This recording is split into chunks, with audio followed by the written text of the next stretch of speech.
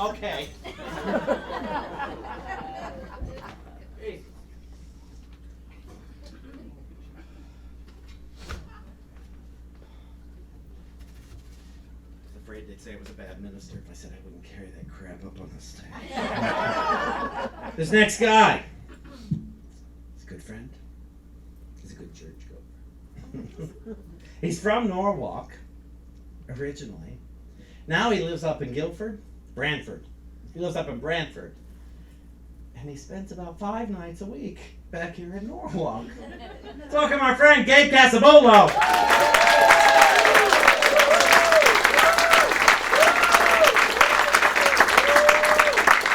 Thank you. Yeah, I'm originally from Norwalk, born and raised here. Come from an Italian family over on Phillip Street, and I went to Kendall Elementary School. I got to tell you, not to brag, but I was pretty smart in school. Once I heard my teachers talking about me, they all agreed. One of them said, "I can't teach that kid anything." Unfortunately, the high praise was never reflected on my report cards, and the letters home didn't help. 3rd grade was really cool for me. I really had a good time there. Miss Johnson, she was something else. I was 8, she was 28. Boy, if she was 10 years younger, I'd have colored her world. One day in class, I raised my hand, Miss Johnson, Miss Johnson. She said, "Yes, Gabe."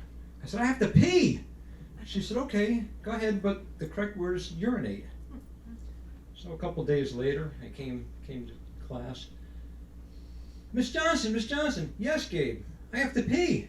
"Okay, go ahead, but the correct word is urinate. You have to urinate." So I came back from the boys' room. She called me to her desk. She said, "Tomorrow, come in prepared to use urinate in a sentence." So I walked into class the next morning.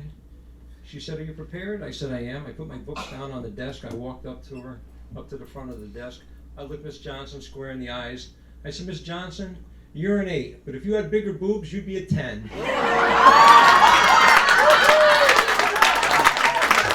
Thank you.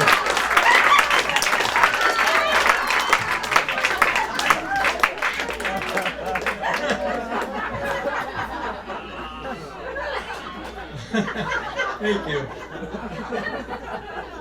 Okay, the butterflies are leaving. This is good. So art class was really my favorite class. And once in a while we did this thing called draw and tell. I don't know if you guys ever heard of that before, but I'm going to demonstrate it for you. Can you guys see this okay? Yeah. You can? Yeah. Awesome. Okay, so Billy gets up to the chalkboard and he draws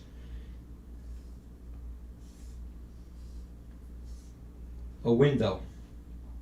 Susie gets up, she draws Venetian blinds on the window. Karen gets up,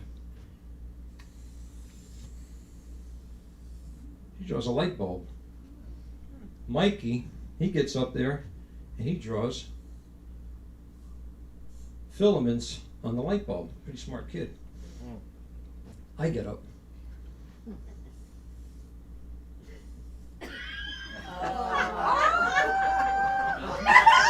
Mommy pulling up her panties.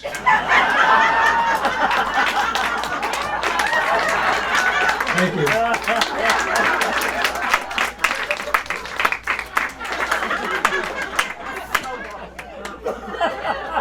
So a couple months later, after the smoke cleared, teacher said, "Let's try draw and tell again." So this time, Linda got up.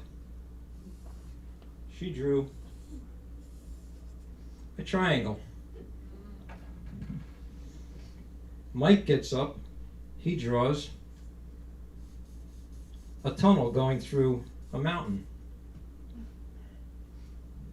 Jimmy gets up. He draws a cloud over the mountain. Betty gets up. She draws snow on the mountain. I get up.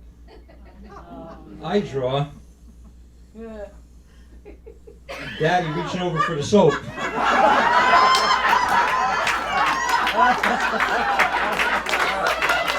Thank you.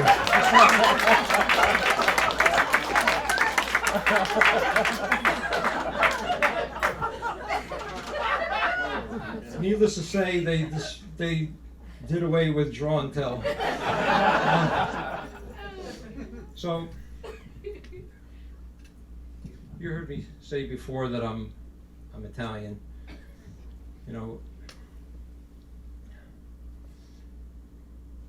I'm going to show you something here. You know, they say Italian men are sexy. I sure hope that's true with what I'm about to do.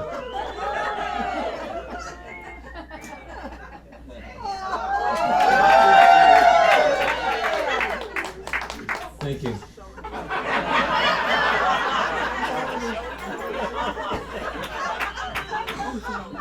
My foam rubber is slipping around here. Okay, so anyway, we Italians, we call these guinea teas or Italian tuxedos. Italian men wear them for all occasions. They're very versatile. You could wear them to weddings, funerals, mowing the lawn, washing the car, a meeting with your attorney, anything. Now I know about the all occasions thing because my parents were going to a wedding one time. My dad came out into the kitchen. He was wearing his brand new dress shoes, a new pair of pants, and a brand new guinea tee. My mom from the stove yelled, "Hey, Tony, que succes? Why are you so overdressed? The groom, he wear the tuxedo, not you."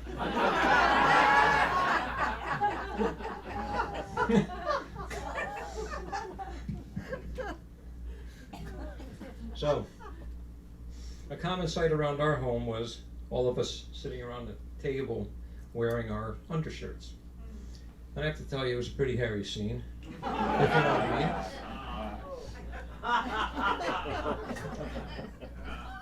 mean. Dad was an auto mechanic. Good thing for us because we drove Fords and Fiats. You guys know what they stand for? Ford, found on road dead. Fiat, fix it again, Tony. Good thing his name was Tony. I don't know what we would have done. So, Italians like to name all the kids after the patriarch. My grandfather's name was Tony. My father's name is Tony. My big brother's name is Tony. Even my sister's name is Tony. But they spell it with an I. So people know the difference. Then I came around. They figured the youngest son, he should be named after my mom, Gabriella. But so people know the difference, they call me Gabe. I suggest you guys do the same.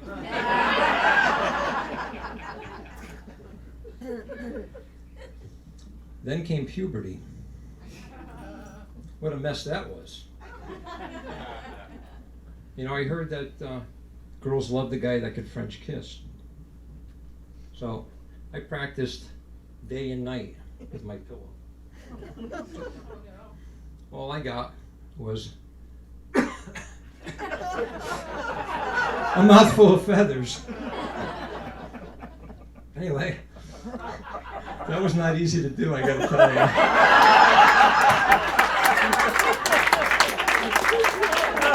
And Sean insists we clean up after our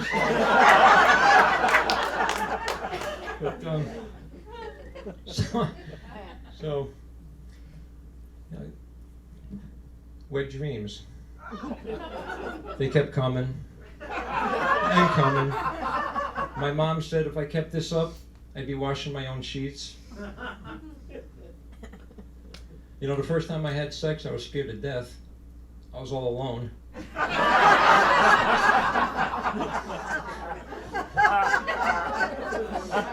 Don't laugh, guys. You know what I'm talking about.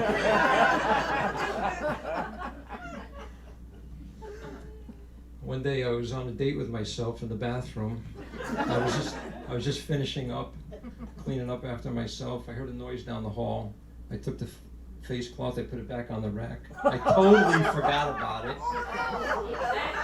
My sister was so upset. She had it coming. Thank you. I'm not done yet. I just remembered another story from Kendall School. So one day I used to walk back and forth depending on the weather. Wait, I should say, if the weather was good. But anyway, so I was walking back from school one day and there was a moving van out in front of a house. So the next morning on my way to school, there was a woman sitting on the stoop of this house. And when I walked by, she said, "Hello, little boy." I said, okay. I ignored it. On my way back from school that afternoon, she was on the stoop again. "Hello, little boy." So this now it really bothered me. So that night my dad came home from work. I called him aside. I said, "Dad, I don't understand. There's this lady. She's sitting there on her stoop of her house there. When I walked by, she goes, 'Hello, little boy.'" So he said, "Well, you know, Gabe, you're a little young to know this, but she's a prostitute. And she's telling you how big your Pishots is." So I thought about it long and hard. Thank you. Anyway, so the next morning, on my way to school, that lady was sitting out there sure as hell. "Hello, little boy." I said, "Hello, lady." Thank you.